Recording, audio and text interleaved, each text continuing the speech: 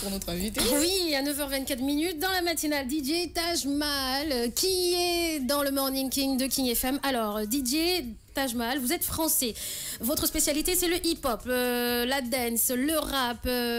Vous avez été invité par Ibou, donc pour faire des collaborations, pour rencontrer du monde, pour échanger, pour peut-être que même le style Mbalar, vous aurez peut-être l'occasion de mixer avec. Vous savez longtemps que vous venez au Sénégal. Oui. J'ai déjà fait des instruments avec de la kora dessus, donc c'est déjà un bon début. D'accord, ok. Bon, la kora, c'est différent du Mbalar. Je sais que c'est un instrument mandingue qu'on retrouve un peu partout en Afrique de l'Ouest. Maintenant, le Mbalar, c'est purement sénégalais. Oui, je sais. Voilà.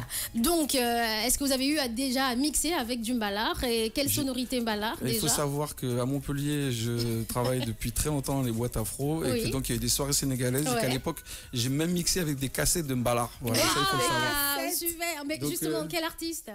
J'ai eu plein d'artistes. Plein d'artistes oui. Des exemples? Sur les cassettes, il n'y avait pas trop les noms. Franchement. Mais les voix, ça vous parlait quand même un petit peu? Oui, mais déjà, même à Nouakchott aussi, quand je mixais, il y avait le jeudi, il y avait des soirées sénégalaises avec les gars qui venaient avec les percussions et tout. J'ai l'habitude, je connais tout ça. D'accord, ok. Alors, vous connaissez tout ça, forcément. Vous connaissez certains artistes sénégalais? Après, mis à part les plus connus, je ne saurais pas vraiment gratter au fond. D'accord, mis à part les plus connus, et les plus connus pour vous, c'est qui? Youssou. Forcément. Après, il y a Viviane Dour. Après, il y a Viviane chez il y a Philippe Montero que je connais bien. Philippe Montero, le grand Philippe. Voilà, après, il y a Olibi Sek. Olibi Sek. Wally Sek, d'accord, ok, le jeune Wally Sek. Il a mixé Olibi. Olibi Sek, j'ai dit. Olibi. D'accord. Olibi, t'as entendu? Oui, je me suis dit Olibi, d'accord. Ok, donc tout ça, ça se passe bien. Vous maîtrisez apparemment la communauté africaine, vous les fréquentez. Ça fait des années, près de 30 ans ou plus de 30 ans que vous êtes dans le milieu de DJ. Vous êtes producteur aussi. Vous avez sorti justement, est-ce que vous avez déjà sorti, forcément, je suppose, des mixtapes? Ah oui, ça, à l'époque, j'en ai fait des tonnes et des tonnes. D'ailleurs, quand je venais ici, j'entendais des DJ qui jouaient mes mixtapes en début de soirée. Bien, c'est flatteur quand même. On taira les noms. Bon, même si on le dit, c'est pas grave. Bon, je vais rien dire, allez. D'accord, ok, mais j'espère que ce DJ-là ne se faisait pas passer pour lui en mettant ses mixtapes. Non. D'accord. Non, mais il ne dévoilait pas ses sources. D'accord, il ne dévoilait pas ses sources. Il faisait croire que c'est lui qui mixait en live. D'accord. Avez-vous déjà rencontré certains DJ ici, à Dakar? Oui. Qui? Il y a Eduardo, forcément. C'est l'ancien.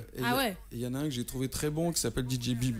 DJ Bib. J'ai mixé avec lui à la soirée justement des îles. Soirée des îles, au Golden. D'accord. Et c'est un gars qui a du talent. Qui a du talent. Ouais. Il met pas juste la musique pour mettre la musique ou bien par rapport aux enchaînements, il a un petit truc. Il est habité par le truc et il a une façon de séquencer les sons et tout. On sait pour son âge, il est déjà bien dans le truc. Quoi. Il est bien dans le truc. Ouais. Justement, en tant que DJ et producteur, est-ce que vous avez eu à rencontrer d'autres DJ qui sont connus, comme par exemple David Guetta? Guetta, je l'ai connu à l'époque où... Il n'était pas Guetta d'aujourd'hui. C'était pas le Guetta. À l'époque, il était avec Sydney qui faisait la mission HIP et c'est lui qui faisait la tournée. Parce qu'à la base, c'est un DJ hip-hop, Guetta. Et je l'ai connu à cette époque-là, à l'époque où il gérait les soirées au bain-douche à Paris. Après, non. Grande soirée bain-douche, ouais. J'allais là-bas quand j'étais plus jeune, c'était sympa. Bob Sinclair. Oui. Lui, pareil, il avait un label de funk et de soul. Tout à fait. Donc c'est des gens qui viennent tous de l'univers hip-hop et après ils se sont mis à tout ce qui est dance, électro parce que c'était un marché qui était plus preneur. Moi, j'ai pas voulu faire cette démarche-là parce que je suis trop passionné par la musique que j'aime. Je peux pas faire ce que je n'aime pas. D'accord. Et vous pensez que ceux qui le font, ils n'aiment pas? Non. Cartonnent avec. Mais il y a quand même un côté qui est très mainstream, qui est forcément adapté. C'est comme du marketing, donc on travestit forcément un peu sa musique. Guetta, j'ai énormément de respect pour lui, mais les 3/4 des sons, c'est pas lui qui les fait, c'est des gens qui les font pour lui. Il faut le savoir quand même. Ok. Alors, justement, les deux Français. J'ai un petit trou de mémoire, mais normalement je dois pas l'avoir.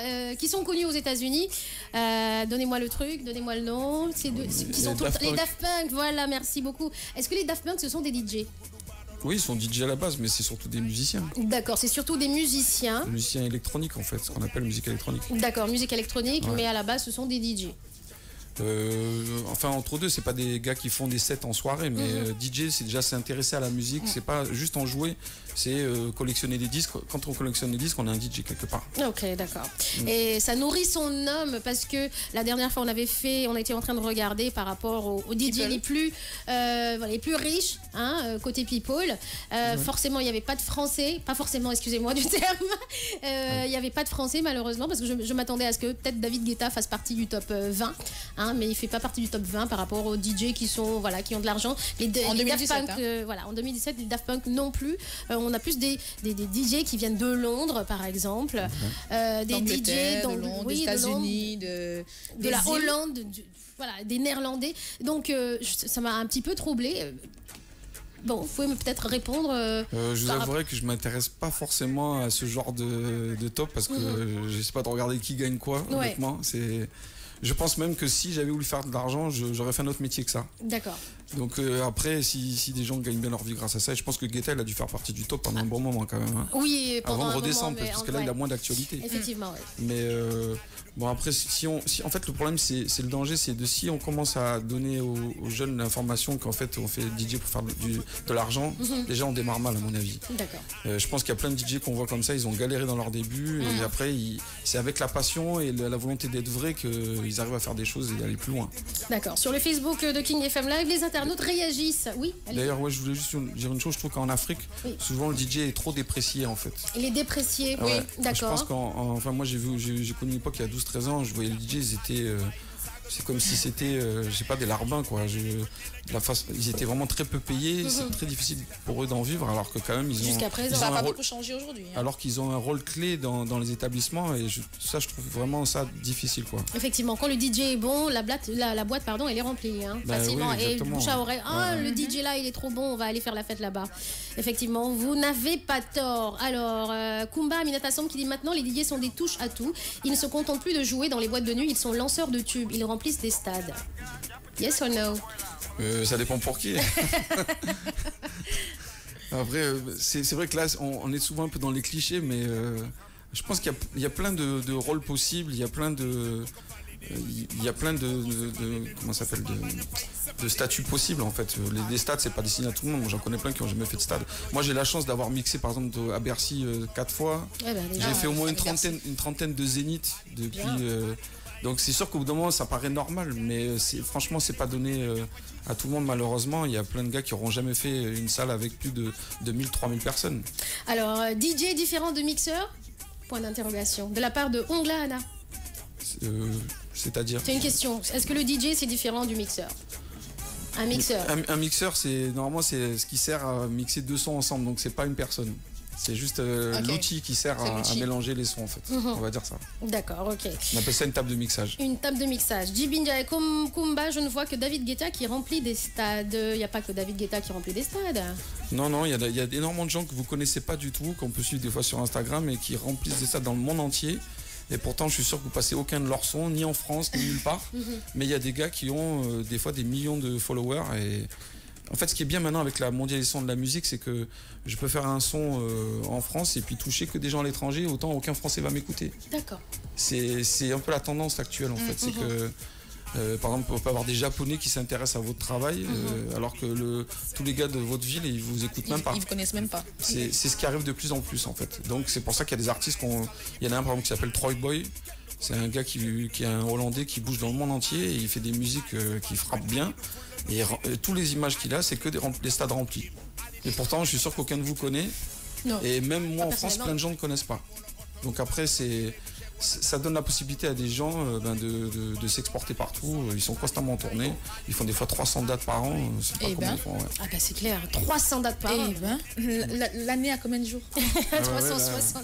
Il reste peu pour se reposer. C'est clair. Alors, vous avez eu à travailler avec quel genre d'artistes connus? Quels sont les artistes connus ici, qu'on connaît nous, ici en Afrique, avec lesquels vous avez eu à travailler? Tout à l'heure, vous avez donné deux noms qui étaient connus, des Nigérians, je pense. Ouais, Ouais, braquette. Braquette, voilà. Ouais. Qui d'autre? En fait, il y avait. Après, travailler, il y a des gens avec qui j'ai été proche durant les concerts où j'ai bossé. D'accord, travailler proche Voilà, aussi, les deux. voilà. Il y avait Singila, Youssoufa. Enfin, moi, je suis de la même génération que Cut Killer. Je sais pas si les connaissez ici, oui, mais on a démarré à la même époque en fait. D'accord, ok. Voilà. Après, sinon à la boîte, on a eu tellement de gens. On a eu Biniman, on a eu Sizzla, on a eu tous les Conscience. On a eu même Ivy. D'accord, Ivy.